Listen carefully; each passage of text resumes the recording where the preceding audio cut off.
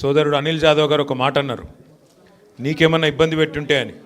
నాకేం ఇబ్బంది లేదు, మీకే అయి ఉంటుంది అంత దూరంకి వెళ్ళి వచ్చినందుకు. అయినా ఇంత ఓపికగా వచ్చినందుకు మా ఆడబిడ్డలకు అన్నదమ్ములందరికీ శిరస్సు వంచి నమస్కారం. సోదరుడు గౌరవనీయులు మీ అందరి అభిమాన నాయకుడు గత 2 సంవత్సరాలుగా తన పనితీరుతో మీ మనసు గెలుచుకోవడమే కాదు, రూపాయి పార్టీ నుంచి సాయం చేయకపోయినా మొన్న ఎలక్షన్లో తన పనితీరుతో తన కార్యదక్షతతో 142 మంది సర్పంచ్లను గెలిపించుకున్న అనిల్ జాదవ్ గారికి గట్టిగా చప్పట్లతో అభినందనలు చెప్పాలని కోరుతా ఉన్నాను. ఇలా అనిల్ మాట్లాడినాక ఉపన్యాసం విన్నాక నా కడుపు నిండిపోయింది. ఎందుకంటే ఒక ఇయ్యాలటి ముచ్చట చెప్పలే. 2001లో నేను నిర్మల్లో చదువుతున్న కాడికి వెళ్ళి మొదలుపెట్టిండు. ఎట్లా కేసీఆర్ సార్ను చూసి మొదలు తెలంగాణ ఉద్యమంలోకి వచ్చిన, ఆ తర్వాత కార్ ర్యాలీలో ఎట్లా ఆదిలాబాద్కి వెళ్ళి నేరేడుగొండకి వెళ్ళి ఢిల్లీ దాకా కార్ ర్యాలీలో పోయినా, ఎట్లా మళ్ళీ తర్వాత సార్ నాయకత్వంలోనే ఎమ్మెల్యే అయినా, మరి ఎమ్మెల్యే అయినాక కూడా ఈ 2 ఏళ్ళు ప్రతిపక్షంలో ఉన్నా. మీకు తెలియని ముచ్చట ఒకటి చెప్తా, నేను ప్రతిపక్షంలో ఉన్నా కాంగ్రెస్ నాయకులు పెద్దోళ్ళు ఫోన్లు చేసిండ్రు అనిల్ జాదవ్కు, కోవలక్ష్మి గారికి కూడా ఫోన్ చేసిండ్రు. ఆ 10 మంది పోయినారు కదా ఎమ్మెల్యేలు, మనోళ్ళం కూడా అట్లనే కొనుక్కుందాం అనుకున్నారు. కుల్లా చెప్తున్నాను, నీకు ఇలా సిగ్గుపడేది ఏం లేదు. కానీ మీ నాయకుడు క్యారెక్టర్ ఉన్న నాయకుడు కాబట్టే, పైసలు లేకపోవచ్చు గరీబ్గాడు కావచ్చు, కానీ క్యారెక్టర్ ఉన్నాడు కాబట్టే ఇలా ఇక్కడ నిలబడి దటాయించి మాట్లాడుతున్నాడు. అట్లాంటి నాయకులే. ఎందుకంటే బావిలో నీళ్ళు ఉన్నప్పుడు మస్తు కప్పలు వస్తాయి, చెర్ల నీళ్ళు ఉన్నప్పుడు. కానీ బావి ఎండినప్పుడు, కష్టమైనప్పుడు అప్పుడే మనిషి క్యారెక్టర్ తెలుస్తుంది. ఇలా అంత క్యారెక్టర్ ఉన్న నాయకుడు అనిల్ జాదవ్ గారని నేను మీకు విజ్ఞప్తి చేస్తూ ఉన్నా.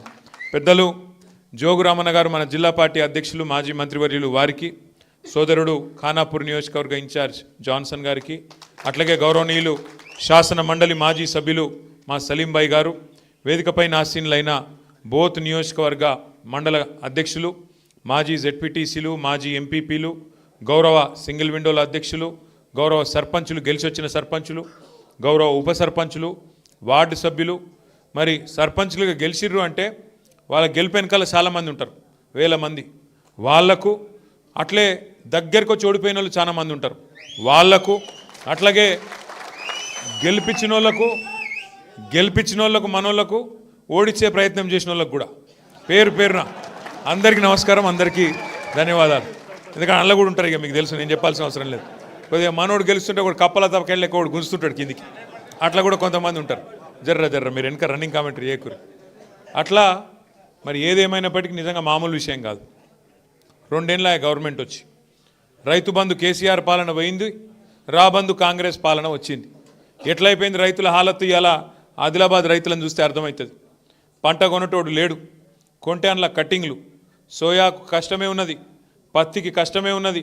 పత్తి రైతు అయితే ఇలా చిత్తైపోయింది. ఈ రాష్ట్ర ప్రభుత్వంలో, ఈ రాష్ట్రం వచ్చినాక, ఈ ముఖ్యమంత్రి వచ్చినాక, కాంగ్రెస్ వచ్చినాక పత్తి రైతు చిత్తైపోయింది.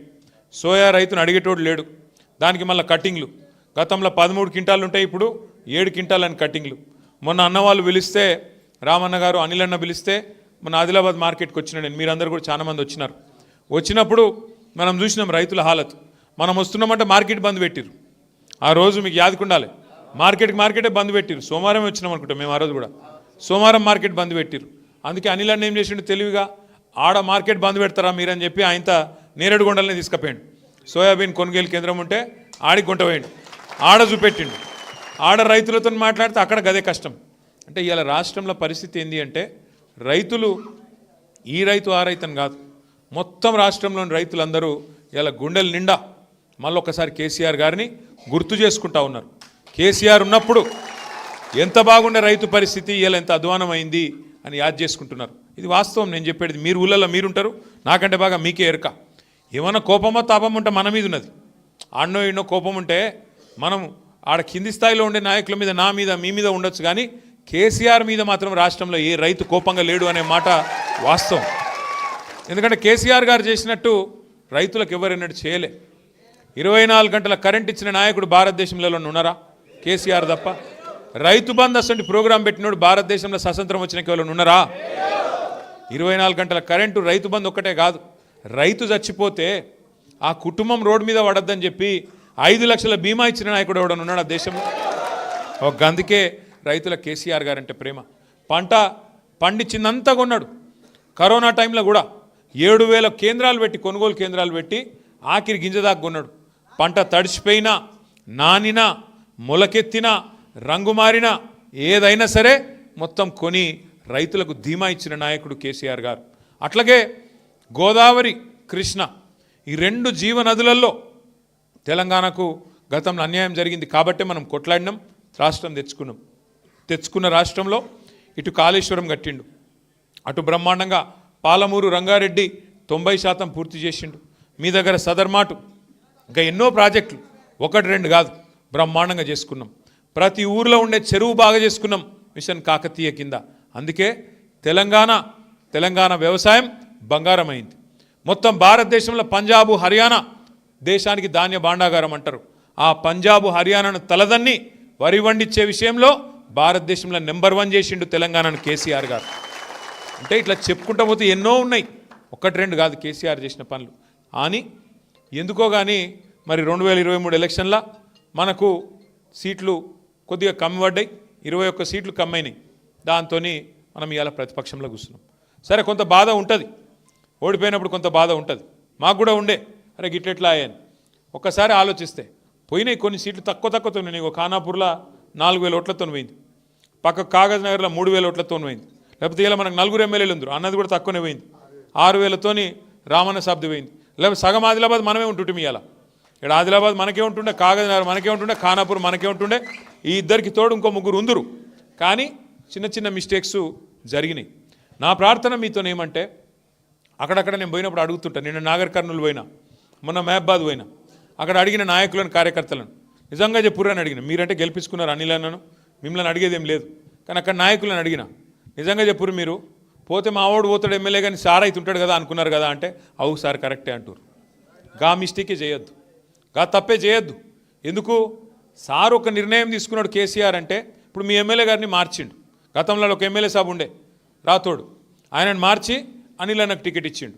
ఆడ సక్కు గారు ఉండే ఆసిఫాబాద్లో, ఆయనను మార్చి ఆడ లక్ష్మక్కకు టికెట్ ఇచ్చిండు. సార్ ఏదైనా నిర్ణయం తీసుకున్నంటే ఆలోచించే తీసుకుంటాడు, ఉత్తగానే తీసుకోడు కదా. ఆయనకు ఒకళ్ళ మీద కోపం, ఒకళ్ళ మీద ప్రేమ ఉంటుంది. అందరూ ఆయన పిల్లలే. కాకపోతే ఎవరు గెలుస్తారు, ఎవరు ఓడిపోతారు, పరిస్థితి ఏమిటిది. ఇక్కడ కూడా మార్చిండు, ఖానాపూర్లో కూడా మార్చి టికెట్ ఇచ్చిండు. ఓ 2 గెలిచినాం, ఒకటి దగ్గరకు వచ్చి పోయింది. అంటే సార్ ఏ నిర్ణయం తీసుకున్నా దాని వెనుక ఒక ఆలోచన ఉంటుంది, ఒక సూత్రం ఉంటుంది. మన రాష్ట్రం మంచి, మన పార్టీ మంచి ఉంటుంది తప్ప వేరేది ఉండదు. అందుకే దయచేసి నేను మిమ్మల్ని కోరేది, రేపటి రోజున జెడ్పీటీస్ అప్పుడు కూడా, ఎంపీటీస్ అప్పుడు కూడా బీఫారం ఒకరికే వస్తుంది. మళ్ళీ మనం కొట్లాడుకున్నాం అనుకో, మధ్యలో ఇంకోటి గెలుస్తాడు. మొన్న అసెంబ్లీలో అయిందే మళ్ళీ అవుతుంది. అట్లా కాకుండా రేపు అనిల్ అన్న కూడా మీ నియోజకవర్గానికి తండ్రి లాంటి ఆయన, పెద్ద మనిషి ఆయన్నే మీ నియోజకవర్గానికి. కాబట్టి రేపు అనిల్ జాదవ్ గారు 10 మండలాల్లో జెడ్పీటీసీలు కానీ, ఎంపీటీసీలు కానీ కారు గుర్తు మీద ఎవరు వచ్చినా ఆడ నిలబడ్డది కేసీఆర్ అనుకోవాలి, అనిల్ జాదవ్ అనుకోవాలి, గుద్ది ఇడిచిపెట్టాలి అంతే. ఇక మళ్ళీ మనం ఆలోచన చేయొద్దు, ఆయన ఇట్లా నట, ఆయన కాలు వంకర నట, టింకర్ నట, అవన్నీ మాట్లాడద్దు. ఇక ఒకసారి కారు గుర్తు మీద గులాబీ కండువా వేసుకొని మన నాయకుడు, మన సోదరుడు వచ్చిందంటే ఇగో ఈయననే కేసీఆర్ అనుకోవాలి, గట్టిగా పనిచేయాలి. అది గల్లీ ఎలక్షన్ అయినా, ఢిల్లీ ఎలక్షన్ అయినా గట్లే ఉండాలి తప్ప ఇక మనం లెక్కలేదు. ఆ తప్పు జరిగియాలి. ఎవరు అవస్థ పడుతున్నాం? అందరికంటే ఎక్కువ అవస్థ పడుతున్నది మనం, గ్రామాల్లో ఉన్న మనం. కేసీఆర్ సార్ మంచిగా రెస్ట్ తీసుకుంటాడు, ఆయనకేమవుతుంది? ఏం కాదు, ఆయన అన్ని చూసిండు జీవితంలో. కేంద్ర మంత్రి అయిండు, ముఖ్యమంత్రి అయిండు, రాష్ట్ర మంత్రి అయిండు, డిప్యూటీ స్పీకర్ అయిండు, ఎమ్మెల్యే అయిండు, ఎంపీ అయిండు, అన్ని చూసిండు కేసీఆర్ సార్. కేసీఆర్ సార్ కొత్తగా చూసేదేం లేదు, అధికారం చూసిండు మొత్తం. ఆయనకేం లేదు బాధ. ఉన్న బాధ ఇవాళ తెలంగాణ ప్రజలకు వచ్చింది. ఏమనుకున్నారు ప్రజలు కూడా? కేసీఆర్ సారే చెప్తుండు కదా, 200 పెన్షన్ 2,000 చేసిండు కదా, మనది ధనిక రాష్ట్రం అంటుండు కదా సారు. కాబట్టి నిజంగానే ఇల్లు కూడా ఇస్తారేమో, 2,000 4,000 చేస్తారేమో అనుకున్నారు. ముసలవ్వకు ముసలయ్యకి ఇద్దరికి ఇస్తామన్నారు. బీజేపీ ఎంపీ అడిగిండు ఒక ఆయన, ఏమని? అసలు కేసీఆర్ ప్రభుత్వం చేసిన అప్పు ఎంత మీరు చెప్పండి కరెక్ట్. కానీ కేంద్ర ప్రభుత్వాన్ని బీజేపీ ఎంపీ అడిగిండు.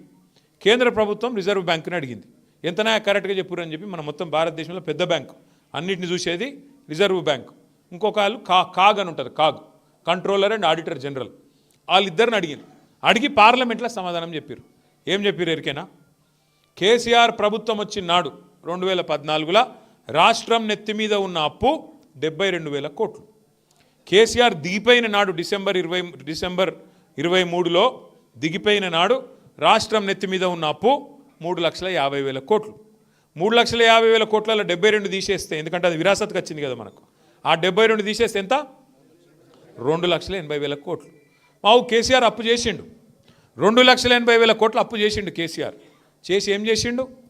70 లక్షల మంది రైతుల ఖాతాల్లో 73,000 కోట్ల రూపాయలు రైతు బంధు రూపంలో వేసిండు. అవును, కేసీఆర్ అప్పు చేసిండు. చేసి ఏం చేసిండు? 2 సార్లు లక్ష రూపాయల చొప్పున 28,000 కోట్లు రుణం మాఫీ చేసిండు.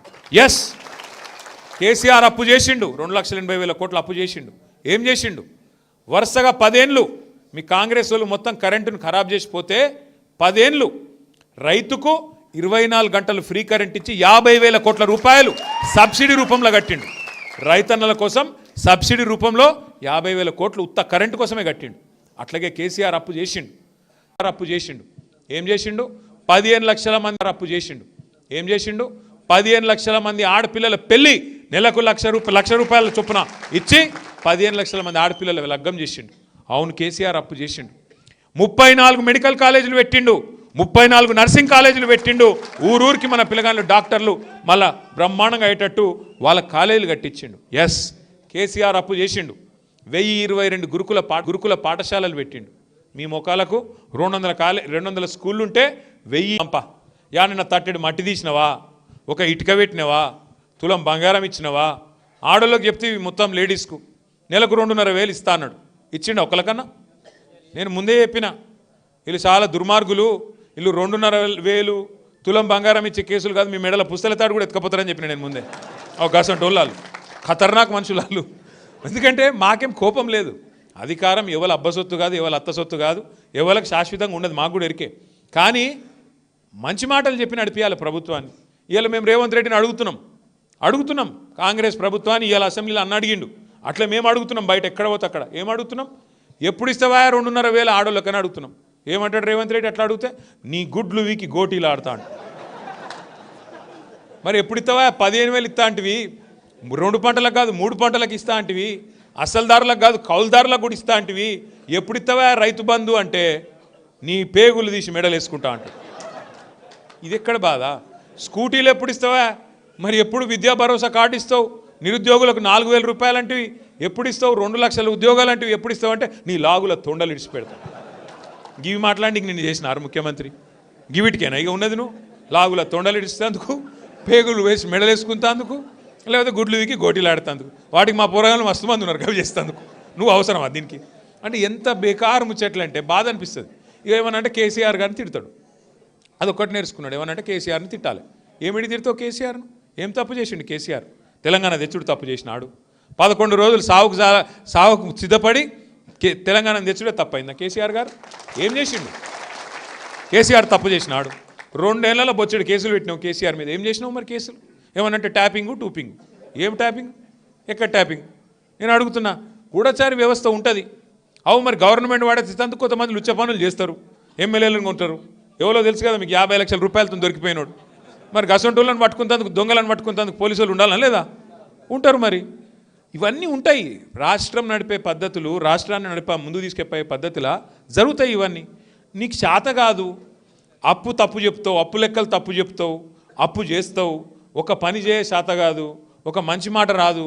ఏం చేయాలి మరి దానికి? మేము ఇక మీదికెళ్ళి నా మీద పడ్డాడు ఈ మధ్యన. నేనేదో తప్పు చేసినట్ట. నేనట ఆంధ్రాలో చదువుకున్నట్టు, గుంటూరులో. అవు చదువుకున్నారా భయ్? నేను చదువుకున్న వాస్తవమే. నీకు మీ అయ్యావ చదువు చెప్పకపోతే నేనేం చెప్తా దానికి? నన్ను మా అమ్మ నాయన పంపించారు గుంటూరులో చదువుకోమంటే, విజ్ఞానం పోయినా వడ్లముడిలో ఆయనతో 2 ఏళ్ళు చదువుకున్నా. అటెన్క వచ్చి పూణేలో చదువుకున్నా, నిజాం కాలేజీలో డిగ్రీ చేసిన, అటెన్క అమెరికా పోయినా. మన ఆయన ఏం చెప్పిండంటే, మన ఆయన ఈరోజు కాదు 40 ఏళ్ళ కింద ఎమ్మెల్యే అయ్యిండు. 1984-85లో ఎమ్మెల్యే అయ్యిండు కేసీఆర్ గారు. ఆయన రాష్ట్ర మంత్రిగా పనిచేసిండు, కేంద్ర మంత్రిగా పనిచేసిండు, డిప్యూటీ స్పీకర్గా పనిచేసిండు, 10 ఏళ్ళు ముఖ్యమంత్రిగా పనిచేసిండు. కానీ రేవంత్ రెడ్డి ఎట్లా మాట్లాడుతారంటే, నిన్న మొన్నటిదాకా నేనేదో బాత్రూమ్లు కడిగేటోనట. మా నాయన 40 ఏళ్ళ కిందనే మంత్రి, 40 ఏళ్ళ కింద ఎమ్మెల్యే, 25-30 ఏళ్ళ కింద మంత్రి. ఆయనకేం కర్మ, నాకేం కర్మ? చెప్పురు, మీరే చెప్పురు. ఎవడని ఇంటి ఎట్లుంటుందంటే నాకు మాట్లాడానికి రాదా? నాకు రాదా మాట్లాడు. ఆయన ఒక భాషలో తిట్టచ్చేమో, నాకు 3 భాషలో తిట్టచ్చు తిట్టాలనుకుంటే. కానీ ఇవాళ నేను తిట్టే అవసరం లేదు రేవంత్ రెడ్డి గారిని. ప్రజలు మామూలుగా తిడతలేరు. అసలు మీరు గొట్టం పెట్టిరు పోయేకనన్నా వాళ్ళ ముంగటనన్నా ఆ తిట్లు వింటే ఇంకోటి అయితే అంత బకెట్లో నీళ్ళు తోడుకొని దుంగి చచ్చిపోతున్నాయి. అలా రేవంత్ రెడ్డి కాబట్టి సిగ్గు లేకుండా బతుకుతుండు. కానీ అవి ఏం తిట్లు ఏం లెక్క. తెలుగు భాషలో గిన్ని తిట్లుంటాయని నాకు కూడా తెలియదు. గన్ని రకాల తిట్లు తిడుతురు జనం. యూరియా ఇచ్చే ముఖం లేదు నీకు, పెద్ద పెద్ద మాటలు నరుకుతున్నావు. యూరియా ఇచ్చే ముఖం లేదు. యాప్ పెట్టిండేది యాప్లు ఇవ్వాలంటే షాపులు ఉండాలన్నా లేదా? ఆడ యాప్లో ఆడికెళ్ళి వస్తుంది. షాపులో లేకపోతే అసలు సరుకు లేకపోతే యాప్లో ఆడికెళ్ళి వస్తుంది. గా తెలివి లేదు నీకు యూరియా ఇచ్చే ముఖం లేదు. ఇచ్చిన ఒక్క మాట నిలబెట్టుకునే ముఖం లేదు. పెద్ద పెద్ద ఏతులు ఓహో అట్లా ఓహో ఇట్లా ఏందో. ఇక ఇంకో కొత్త కథ పట్టుకున్నాడు. 1 కోటి మంది ఆడవాళ్ళని కోటీశ్వర్లు ఎత్తారట. 1 కోటి మందిని కోటీశ్వర్లు చేయాలంటే నాకు సరిగా లెక్కలు రావు. అన్నిలో నాకు బాగొచ్చు. నువ్వు చెప్పేజరా నీకు కూడా రావా? ఇక అన్నగారిని అడుగుదామైతే 1 కోటి మందిని కోటీశ్వర్లు చేయాలంటే ఎన్ని కోట్లు కావాలనే? 1 కోటి కోట్లు కావాలి. 1 కోటి కోట్లు ఏడున్నాయి చెప్పు బాబు. నువ్వే చెప్తివి. సెక్రటేరియట్ పోతే లంకె బిందెలు లేవని నువ్వే చెప్తివి. ఢిల్లీకి పోతే దొంగల లెక్క చూస్తురని నువ్వే చెప్తివి. చెప్పులు ఎత్తుకపోయటం చూసినట్టు చూస్తురని చెప్తివి. యాడికెళ్ళి వస్తాయి పైసలు మరి? ఇక గిసొంటోడు దొరికిండు. మనకి ఏం చేస్తాం? ఇక 3 ఏళ్ళు భరించాలి, తప్పదు. ఎందుకంటే ఢిల్లీకి పైసలు మాత్రం బాగా పంపుతుండు. మీకు వస్తలేవు పైసలు. రైతు బంధు రాదు, ముసలోళ్ళకు పెన్షన్లు పెంచడు, మహిళలకు 2,500 ఇయ్యడు. కానీ టెన్షన్గా టకీ మన పైసలు ఒక్కకాడ మాత్రం పడుతున్నాయి. ఆడ పడుతున్నాయి, ఢిల్లీలో మాత్రం మంచిగా పడుతున్నాయి. లేకపోతే పోస్ట్ పోతుంది కదా, కుర్చీ వీక్తుంది. మళ్ళీ సోనియా గాంధీ కటింగ్గా పెడితే ఆయన ఎగిరిపోతాడు కదా. అందుకే ఢిల్లీకి మాత్రం మూటలు ఇప్పటికి 62-63 సార్లు పోయినట్టున్నాడు. ఢిల్లీకి పోయేటప్పుడల్లా 4 బ్యాగులు పట్టుకపోవాలి, ఆడ వాడేయాలి, రావాలి తప్ప. ఇక్కడ మాత్రం చేసింది ఏమీ లేదు. తెల్లారు లేస్తే కేసీఆర్ని తిట్టుడు, తెల్లారి ఏం కేసు పెట్టాలి నాన్న చూసుడు, ఇది తప్ప మంచి పని ఒక మంచి మాట మంచి పని ఏది శాత కాదు. అందుకే నేను మిమ్మల్ని కోరేది, 2 ఏళ్ళు అయిపోయింది చూస్తుంటేనే. అటు ఇటు చూసేవారికి 2 ఏళ్ళు ఒడిచిపోయింది. ఇక ఇంకొక 2 ఏళ్ళు అయితే వ్యవహారం అయిపోతుంది. ఆఖరి సంవత్సరం ఎలక్షన్ తప్ప ఏముండదు. తొందరలో మున్సిపల్ ఎలక్షన్లు పెడుతున్నట్ట. మీకు బోత్ల మున్సిపాలిటీ లేదు కానీ పక్కకు అన్నకున్నది ఆదిలాబాద్లో. మరి గెలిచిన సర్పంచులు, మంచి సీనియర్ నాయకులు, జెడ్పీటీసీలు, ఎంపీపీలు, నేను అన్నిలన్నం కోరుతున్నా, దయచేసి మీరందరూ ఆదిలాబాద్ మున్సిపాలిటీ గెలిపించే బాధ్యత తీసుకోవాలి. ఎందుకంటే మన మొక్కలం గెలిస్తే సరిపోదు కదా. మీరు గెలిచిరు, మీరు జోరుదారుగున్నారు బోత్ల కాదు, మీరు గెలిచిరు, జోరు మీద ఉన్నారు బోత్ల. 140 మంది సర్పంచులు గెలిచిరు. కానీ పక్కకు ఆదిలాబాద్ కూడా గెలిస్తేనే కదా ప్రభుత్వం వచ్చేది. కాబట్టి ఎక్కడున్నా మనోళ్ళు అందరు గెలవాలని చూసుకోవాలి. ఇక మా పని అయిపోయింది, మేము సర్పంచులు గెలిచిన మళ్ళీ ఎంపీటీస్ చూసుకుంటామంటే నడవదు. పక్కకు ఆదిలాబాద్లో కౌన్సిలర్లు గెలవాలి, అటు ఖానాపూర్లో గెలవాలి, ఇటు నిర్మల్లో గెలవాలి. అంతటా గెలిస్తేనే మళ్ళీ మన పార్టీ అధికారంలోకి వస్తుంది. కాబట్టి దయచేసి ఒక కుటుంబం అన్నప్పుడు చిన్న చిన్న పంచాయతీలు, చిన్న తాకులాటలు ఉంటాయి. మనం ఆగమాగం కావద్దు. ఉంటాయి పంచాయతీలు ఉంటాయి. రేపు ఎంపీటీసీ ఎలక్షన్లు వస్తాయి. మళ్ళీ ఇక గెలిచిన సర్పంచులకు కూడా నా ప్రార్థన ఒకటి, ఇక ఉంటారు కొంతమంది వాళ్ళొకరు వీళ్ళొకరు మినిస్టర్లు. ఎందుకంటే ఈయన కొరుకుడు వాడని కొయ్య అయిపోయింది వాళ్ళందరికీ, అనిల్ జాదవ్. దాంతో ఏమిటిది, ఇక బెదిరించడం మొదలు పెడతారు. మీకు పైసలు ఇయ్యం, మీకు ఇందిరం ఇల్లు రానియం, మీకు ఇది ఇయ్యం అది ఇయ్యం అని మాట్లాడతారు. మీరు ఒకటి యాద పెట్టుకోండి, గెలిచిన సర్పంచులు, ఉప సర్పంచులు, వార్డు సభ్యులు మీకు ఎవరు మెహర్బాన్ చేస్తలేరు.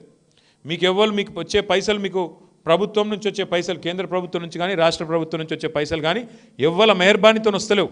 ఆ పైసలు ఏవైతున్నాయో బ్రహ్మాండంగా డాక్టర్ బాబాసాహెబ్ అంబేద్కర్ రాసిన రాజ్యాంగం ఆధారంగా మీకు వస్తున్నాయి తప్ప ఎవరి మెహర్బానీ కాదు. అంబేద్కర్ రాసిన రాజ్యాంగంలో స్పష్టంగా రాయబడి ఉన్నది ఏమని, భారతదేశంలో ఒక 5 అంచెల్లో ప్రభుత్వాలు ఉంటాయి. పైన కేంద్ర ప్రభుత్వం ఉంటుంది, దానిలో ఎంపీలు, అక్కడ ఉండే కేంద్ర మంత్రులు, ప్రధానమంత్రి వాళ్ళు ఆడుంటారు. కిందికి వస్తే రాష్ట్రంలో రాష్ట్ర ప్రభుత్వం ఉంటుంది, ముఖ్యమంత్రి, మంత్రులు, ఎమ్మెల్యేలు, ఎమ్మెల్సీలు, రాష్ట్రం. కొద్ది కిందికి వస్తే జిల్లా పరిషత్ ఉంటుంది, జెడ్పీటీసీలు, జిల్లా చైర్మన్ గారు అక్కడ ఉంటుంది. ఇంకొద్ది కిందికి వస్తే మండలము, మున్సిపాలిటీ, కౌన్సిలర్లు, చైర్మన్ మున్సిపాలిటీల, ఎంపీటీసీలు, మండల పరిషత్తు అక్కడ మండలంలో. ఇంకా కొద్ది కిందికి వస్తే గ్రామానికి సర్పంచు, ఉప సర్పంచు, వార్డు సభ్యులు. రాష్ట్రానికి ముఖ్యమంత్రి ఎట్లనో, కాన్స్టిట్యున్సీకి ఎమ్మెల్యే ఎట్లనో, గ్రామానికి సర్పంచ్ కూడా గంతే పవర్ ఉంటుంది, మర్చిపోకుండా. మీ పవర్ ఎవడు ముట్టలేడు, మిమ్మల్ని ఎవరేం చేయలేరు. రేపు ఇందిరమ్మ ఇండ్లు వస్తే తీర్మానం ఎవరు చేయాలి?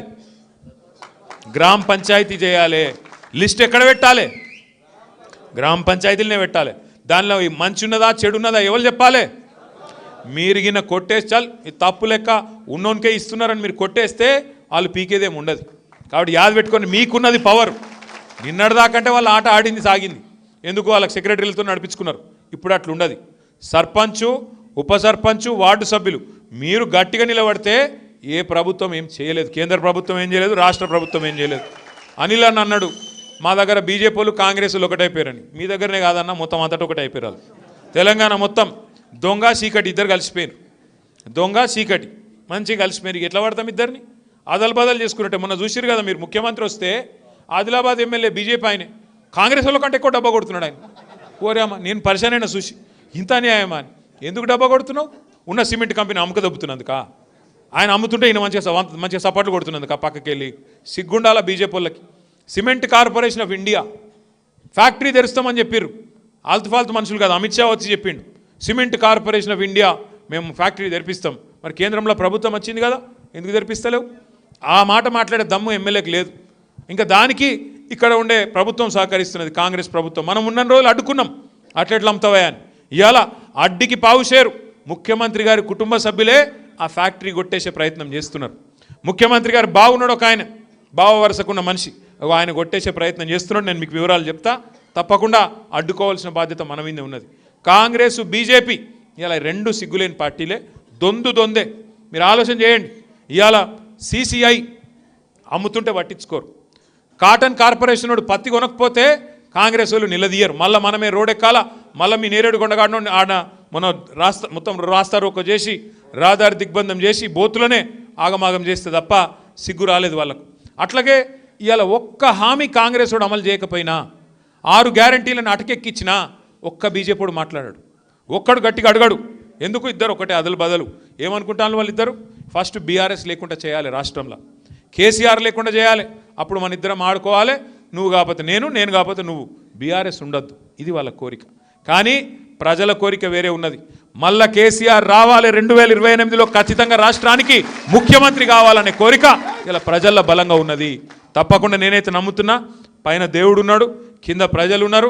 మీరు అనుకుంటే, దైవ బలం ఉంటే తప్పకుండా కేసీఆర్ గారు తిరిగి రాష్ట్రానికి ముఖ్యమంత్రిగా బాధ్యతలు చేపడతారు.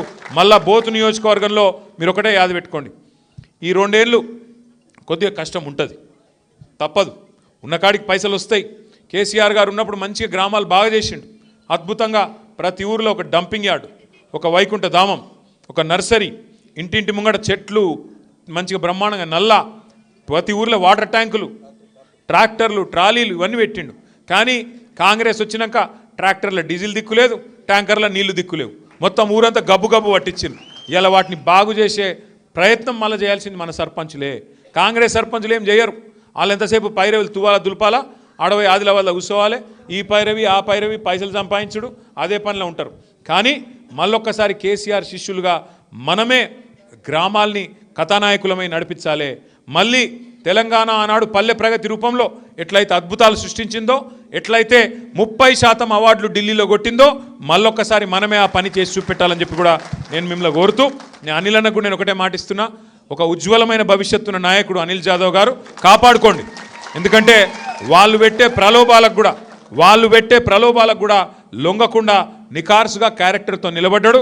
రేపు కేసీఆర్ గారి ప్రభుత్వం మళ్ళీ వచ్చిన తర్వాత ఉజ్వలమైన భవిష్యత్తు అనిల్ అన్నకు కూడా ఉంటుంది. అట్లాంటి మంచి నాయకుడిని కాపాడుకోండి అని చెప్పి మీకు మళ్ళొకసారి విజ్ఞప్తి చేస్తూ